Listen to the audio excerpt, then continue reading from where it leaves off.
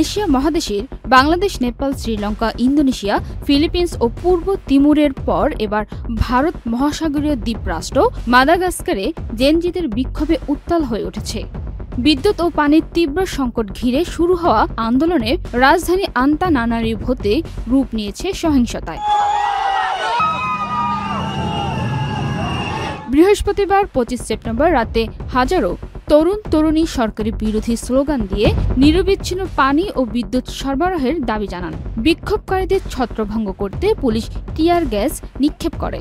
পরিস্থিতি নিয়ন্ত্রণে রাখতে যৌথ নিরাপত্তা সংস্থার প্রধান জেনারেল অ্যাঞ্জেলো রাভেলো নারিভো ঘোষণা করেন, রাজধানীতে রাত 7টা থেকে ভোর 5টা পর্যন্ত কারফিউ জারি করা হয়েছে।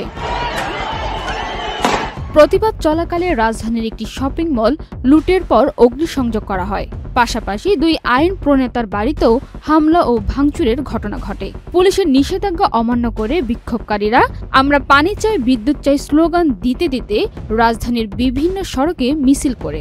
পুলিশের অভিযানের পর আন্দোলন শহরের বিভিন্ন এলাকায় ছড়িয়ে পড়ে।